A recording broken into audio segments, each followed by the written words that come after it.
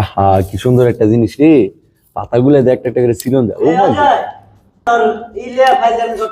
এ পাতাটি সুন্দর সুন্দর। ও আরে বেটা কিছু নেই, তোটা তুই যা যা, তোটা তোরা দিলাম, তুই ক্যাশ নিতে না বেটা।